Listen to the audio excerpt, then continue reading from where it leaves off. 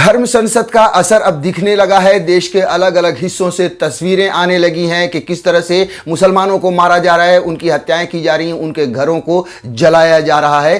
ताज़ा खबर आई है मध्य प्रदेश से, जहां पर एक मुसलमान के घर को जला दिया गया, उन्हें पीटा गया और उन्हें गांव से निकलने की, जी हां छोड़ने की चेतावनी दे दी गई है। नमस्कार, मैं हूं इकबाल परवेज, आप देख रहे हैं सच सबसे तेज। साथियों, 2014 के बाद जब से नरेंद्र मोदी की सरकार आई है, तभी से हिंदू मुसलमानों के बीच में दीवार खड़ी कर दी गई। हिंदुओं को डरा दिया गया कि आपका धर्म खतरे में है इन मुसलमानों की वजह से। कभी गोरक्षा के नाम पर मॉब लिंचिंग की गई, तो कभी मंदिर मस्जिद के नाम पर लड़ाया गया। लेकिन अब पिछले कुछ समय से एक रिवाज चल गया है धर्म संसद का। धर्म संसद के नाम पर अधर्म संसद होती है, जहां पर भगवा आतंकी हिस्सा लेते हैं, जहां पर जो फर्जी साधु संत हिस्सा लेते हैं, फर्जी धर्म के ठेकेदार उसमें हिस्सा लेते हैं और खुलेआम युवाओं को कहते हैं कि हथियार उठाओ, मुसलमानों को मारो, उनका कत्लेआम करो, नरसंहार करो। यही हो रहा है धर्म संसद में। कुछ लोग वसीम रिजवी और यति नरसिंघनन जैसे, सरस्वती जैसे लोग अभी जेल में भी हैं और जेल की हवा भी खा रहे हैं। लेकिन ये जो धर्म संसद हो रही है, जिस तरह से धर्म संसद के नाम पर नफरत बांटी जा रही है, उसका असर अब दिखने लगा है, रिजल्ट आने लगा है। अलग अलग देश के हिस्सों से खबरें आने लगी हैं कि कहां पर किस तरह से युवा दंगाइयों ने, भगवा आतंकियों ने मुसलमानों पर हमला किया है। जो ताजा खबर आ रही है वो मध्य प्रदेश से आ रही है। आप हमारे साथ स्क्रीन पर तस्वीर देख सकते हैं कि एक मुसलमान है जो ऑटो चलाता है। जाहिर ऑटो चलाता है तो वो अमीर नहीं होगा। उसके ऑटो को किस तरह से आग के हवाले कर दिया, एक जला हुआ ऑटो आप हमारे साथ स्क्रीन पर साथियों देख सकते हैं। उसके अलावा आप ये भी देखिए, आप दूसरी तस्वीर उसके घर की भी, सिर्फ ऑटो जलाने से ही उन लोगों का दिल नहीं भरा, उन लोगों ने घर में भी आग लगा दी, घर को भी पूरी तरह से जला दिया। आप हमारे साथ स्क्रीन पर देख सकते हैं कि उसका पूरी तरह से घर तहस नहस हो चुका है, जलकर राख हो चुका है। साथियों, भाजपा, संघ और जितने भी ये जो नफरती चिंटू हैं, इनके द्वारा आयोजित किए हुए धर्म संसद का मकसद ही यही है कि मुसलमानों को प्रताड़ित करो, मुसलमानों को मारो, और मुसलमानों को मारोगे तो देश का हिंदू जो है सो खुश होगा। जी हाँ, बहुत बड़ी ऐसी संख्या में ऐसे नफरतबाजों को जन्म दे दिया है भारतीय जनता पार्टी ने। उनके दिमाग में जहर घोल घोल कर कि मुसलमानों को मार पड़ती है तो उन्हें खुशी मिलती है, और उन्हें खुशी मिलती है तो वो भारतीय जनता पार्टी को वोट देते हैं। अब वो अपने मकसद में कामयाब होते हुए दिख रहे हैं। देखिए, वो चुनाव नहीं जीतेंगे क्योंकि बहुत सारे लोग ये समझ चुके हैं कि भारतीय जनता पार्टी की ये सब साजिश है। लेकिन जो भी 100, 200 या 1000, 2000 या लाख, 2 लाख या करोड़, 2 करोड़ जो नफरतबाज जो दंगाई बने हैं, वो अभी भी उतर रहे हैं और मुसलमानों को मार रहे हैं। अब आपको हम थोड़ा सा विस्तार से खबर बता देते हैं, उसके बाद हम वीडियो भी आपको दिखाएंगे और दूसरे शहर में भी किस तरह से धर्म संसद का असर हुआ है वो भी आपको बताएंगे। देखिए, ये खबर छपी है हिंदुस्तान में, कई जगह पर यह खबर छपी है। हिंदुस्तान की खबर आपको बता रहे हैं कि मध्य प्रदेश के खंडवा में मुसलमान का घर और ऑटो जलाया। अब गांव छोड़ने का बना रहे हैं दबाव। ये जो भगवा आतंकी हैं, अब इन पर दबाव बना रहे हैं कि तुम गांव छोड़कर चले जाओ। यही तो धर्म संसद वाले कह रहे हैं कि मुसलमानों को देश से बाहर निकाल दो, उनका नरसंहार कर दो, उनका बॉयकॉट, सामाजिक बॉयकॉट करो, बहिष्कार करो, उनका जो है सो आर्थिक बहिष्कार करो। यही हो रहा है। जो धर्म संसद के नाम पर अधर्म संसद चल रही है, उसमें यही सब काम किया जा रहा है। मध्य प्रदेश के खंडवा में एक मुसलमान परिवार के घर में आग लगाने का मामला सामने आया है। बताया जा रहा है कि परिवार का घर सिर्फ इसलिए जलाया गया है कि वो मुसलमान हैं। वहीं उसके ऊपर गांव से पलायन करने का भी दबाव बनाया जा रहा है। वहीं पुलिस का कहना है कि आरोपी आदतन अपराधी है, मुकदमा दर्ज करके उसकी तलाश जारी है।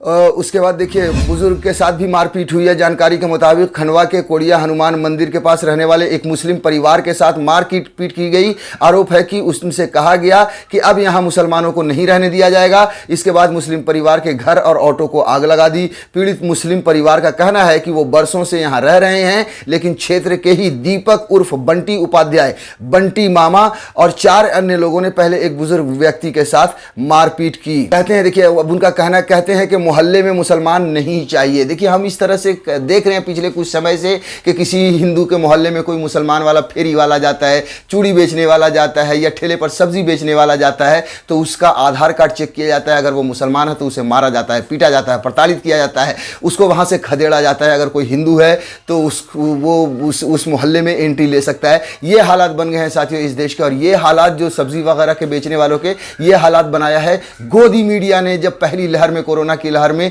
जब हंगामा शुरू किया था कि कोरोना जिहाद और तबलीगियों की वजह से कोरोना फैला, उस समय देश के बहुत बड़े तबके ने मुसलमानों का बॉयकॉट बहिष्कार करना शुरू कर दिया था कि साहब ये मुसलमानों ने देश में कोरोना फैलाया, मुसलमान ही जिम्मेदार हैं देश में कोरोना फैलाने के। तो ये जो इस तरह के बहिष्कार की शुरुआत हुई थी ये गोदी मीडिया की वजह से हुई थी, लेकिन अब मुसलमान इस मोहल्ले में नहीं रह सकता है, ये आवाज उठने लगी है धर्म संसद के बाद। और धर्म संसद में यही भगवा आतंकी होते हैं, फर्जी धर्म के ठेकेदार होते हैं और फर्जी साधु संत भगवादारी होते हैं। साथियों देखिए लिखा है, कहते हैं मोहल्ले में मुसलमान नहीं चाहिए। पीड़ित परिवार के मुताबिक इस मारपीट के बाद घायल बुजुर्ग को अस्पताल में भर्ती कराना पड़ा। इसके बाद परिवार भी 2 दिन के लिए अन्य जगह पर रहने को मजबूर हो गया। जब वह वापस अपने घर लौटे तो आरोपियों ने सलीम बेग का ऑटो जला दिया। देखिए पहले उनको मारा पीटा, जब वो चले गए वापस आए तो उनका ऑटो जला दिया कि तुम्हारी आने की हिम्मत कैसे हुई, यानी कि तुम अब गांव छोड़कर चले जाओ। ये हो रहा है साथियों इस देश में।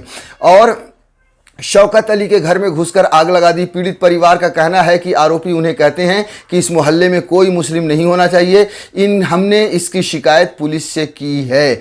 आरोपी पर 25 से ज़्यादा मुकदमे दर्ज हैं। जाहिर है कि भारतीय जनता पार्टी के या संघ में इसी तरह के 25 के क्या बहुत सारे ऐसे हैं जिन पर 2500 और दर्जनों मामले दर्ज हैं, आपराधिक मामले दर्ज हैं। वैसे भी भारतीय जनता पार्टी नहीं है बल्कि भारतीय गुंडा पार्टी बनकर रह गई है। और भारतीय जनता पार्टी ने ही ऐसे लोगों को शरण दिया है। ये जो गुंडे मवाली मुसलमानों को जो निकालने के लिए खड़े हुए हैं मोहल्ले से या गांव से या शहर से, उसमें भारतीय जनता पार्टी की ही देन है।